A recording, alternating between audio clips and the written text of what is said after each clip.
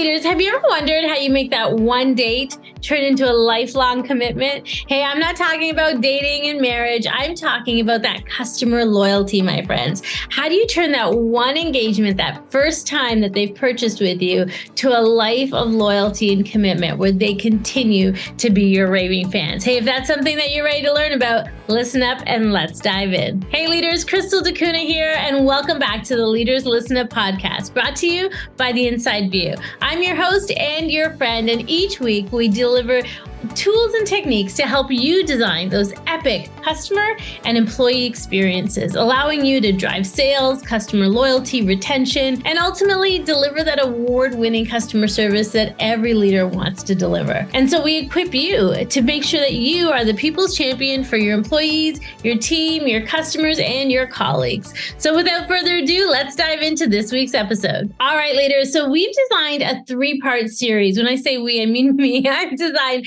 a 3-part series for you because I wanted to talk about customer experience 101. So one thing I've learned over the last little while of really diving into the podcast from some people that have connected with me is customer experience is still not quite understood as a business discipline by a lot of small business leaders. And so, that's what we're all about. We are about making sure that we're allowing leaders to understand how to incorporate customer experience as a business discipline into your organization. And so today, this is part 1 of a 3-part series. And I'm going to talk a lot about customer loyalty and really how do you create that connection with your customer. And so at the Inside View, we designed a bit of it's called 3P experience matrix. And so it's a very simple matrix that allows you to be able to really start to have these conversations with your team. And I hope that what you're going to get out of today's session, you're going to take back to your team and have some really a great dialogue around it. And so let's dive right in. So, when we talk about customer experience, my friends, it's not just a department. It's not like the accounting department or the marketing department or sales department. It is the entire ball game. It is everybody involved is what's creating your customer experience. And so you've heard me say this many times. If you're a regular listener, the difference between customer service and customer experience. Service is that transaction that your team is doing, but customer experience is how people feel when they leave, what they say about you when you're not around. It's that emotionally charged connection. And, the first thing I thought about was this experience I just had this week. Oh, it was so fantastic. I can't wait I haven't written a review yet. I have to write a review, but I'm doing the podcast because I just can't stop thinking about how fantastic this lady was. And so we went to this restaurant. It's called Niagara's Finest Thai. And it's in Niagara-on-the-Lake. And our server's name was Sue. And we had a table of 8. It was 8 of my friends. And we went out. We had we were doing a dinner and a show. And this lady was just fantastic. From the second we sat down, she greeted us with a really warm welcome. We had a couple guests join us late, and she made everybody feel welcome. She handled our checks wonderful. When she explained the food, she explained it with like joy and passion. You could taste it the way she was describing it. I really can't pinpoint it, but it was our joy and our pleasure to compensate her with her gratuity because it was just such a fantastic experience. I have to say, if there was a Niagara Awards, and I have really thought of creating one just for her because she was so exceptional. She's one of the best servers I've had, the best service experiences I've ever had. And I know a lot about service experience. I've experienced a lot, but she was so attentive to the details. But more than anything, it was her attitude for us having fun and bringing us cocktails. And she was just on. And so it's not something you can really pinpoint because she just made us feel good. That's the experience. And so that was last week. I'm talking about it now, and I can guarantee you it's going to be in some of my keynotes because there was some really little touches that she did that just made it an exceptional experience. And so when you think of customer loyalty, I've already told the story 3 or 4 times. I've already recommended people to go to the restaurant and ask for Sue. So, it's something that I've already talked about, and it's been less than a week.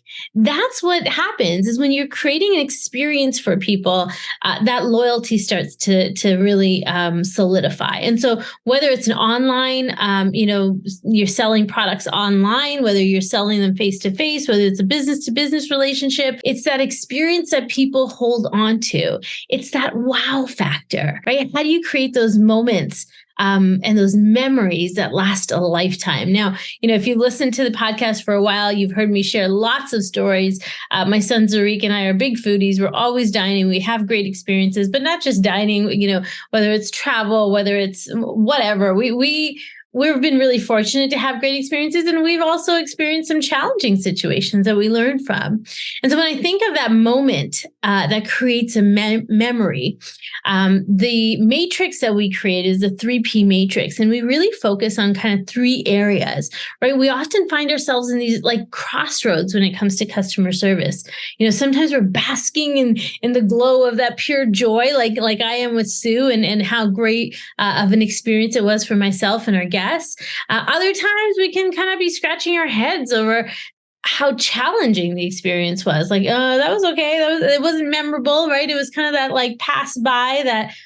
Like it was like, I call it the F word. It was fine, right? Like it was fine. It's not something that's going to create magic or create a memory. It was just fine. Other times in the moment, all you can think about is the pivot. How do I get out of this? What do I do? This is horrible. What's next, right? And so that's the 3Ps. It's really about creating that pure joy.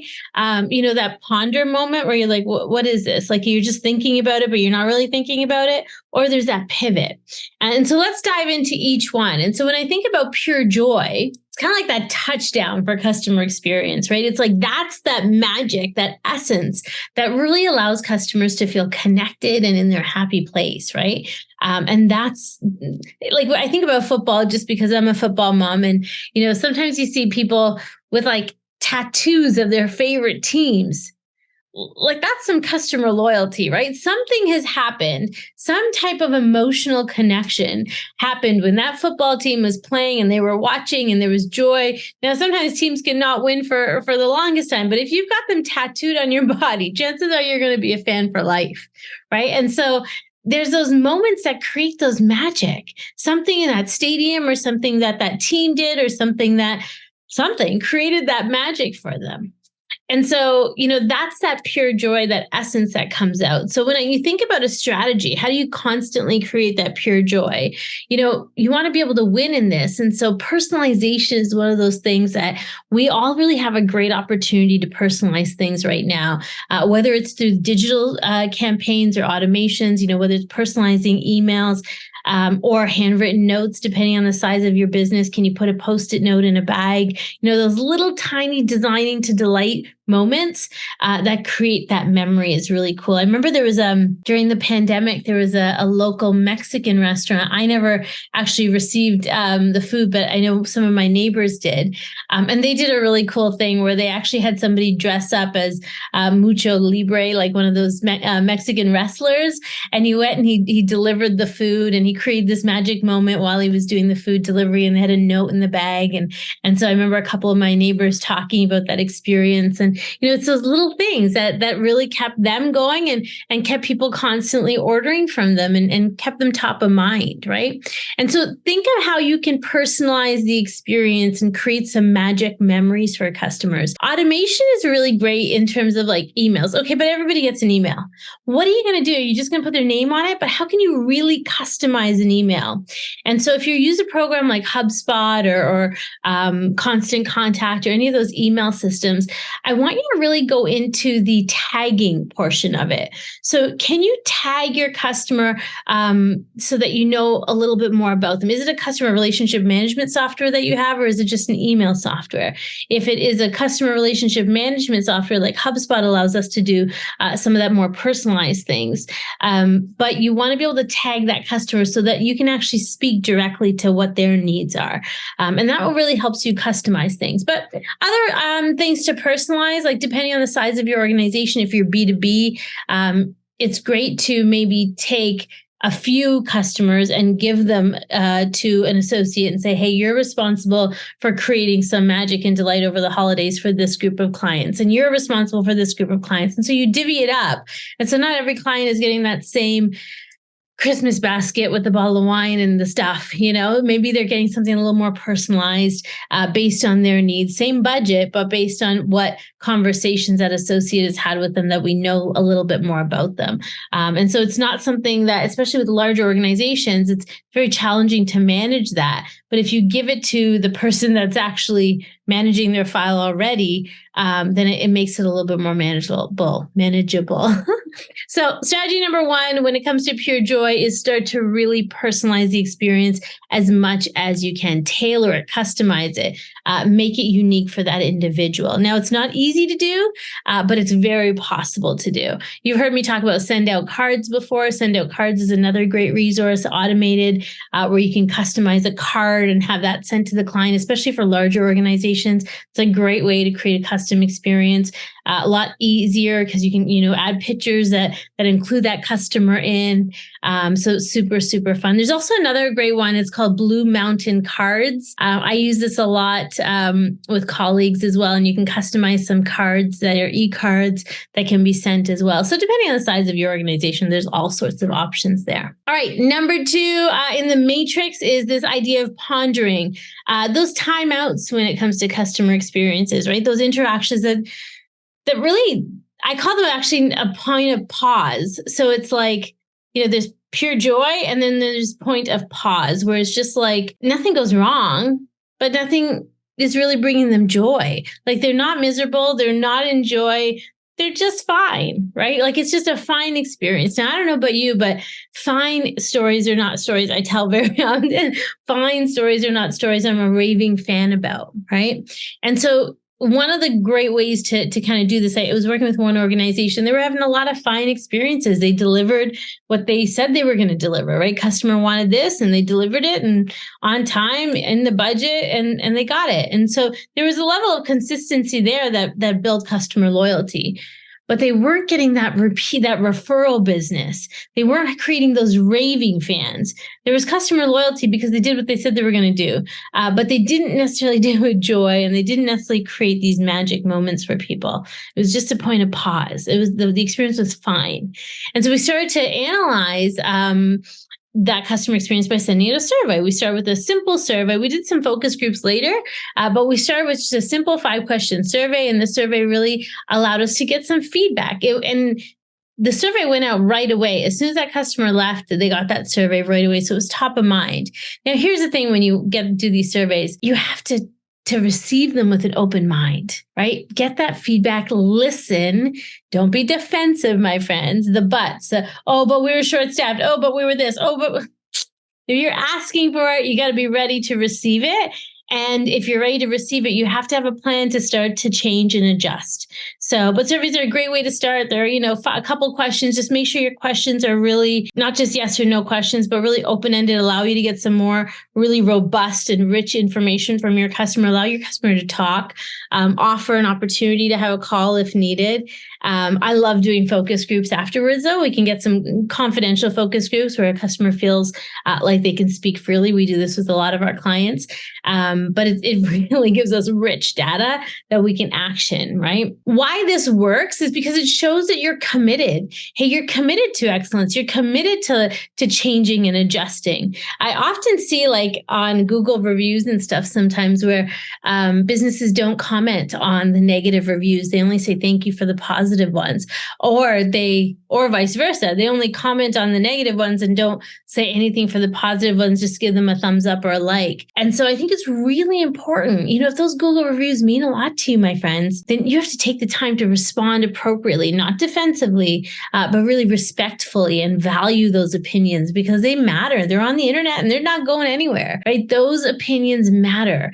And the excuses just don't really work. So we want to make sure that our customer feels that we're committed and we are, we're ready. And these, when you start to turn these points of pause and you start to really reflect on them and approach them with an open mind, you can turn the points of pause to points of pure magic. Like you really can. You can shift them to that joy moment as long as you are really intentional about it. All right, the last one is this point of pivot. This is kind of that Hail Mary pass when we're talking about customer experience, right? This is the challenging time. The things went wrong. Something went wrong. Somehow it went wrong. There's this misery that's happening. This pivot is happening in this customer's mind. All they can think of is what's the fastest way out of here, right? What's the fastest way out of this store, out of the location, out of the situation, out of the call? What's the fastest way for me to pivot and perhaps never come back? So number one, my friends, we have to make sure that our team is trained on how to handle these difficult and challenging situations. When we train customer service, I always say, how can we ask our employees to provide that Disney experience, that exceptional service, if they've never been to Disney, right? If you've never been to Disney and you don't know how magical that is, you don't know the joy that they bring to you at every location, at every store, no matter how big the lineups are, their staff is still like totally engaged and enjoy.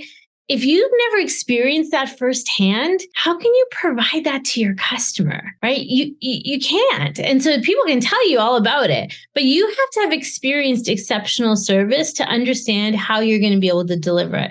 And what I mean by that is, maybe you don't necessarily have to go to the Ritz-Carlton or go to the fanciest places, but you have to be educated. You have to, the behaviors are things that you really have to understand. So practicing it, understanding the difference between, saying, hi there, can I help you today? Versus, hi, welcome. Thank you so much for joining us. My name is Crystal and you are?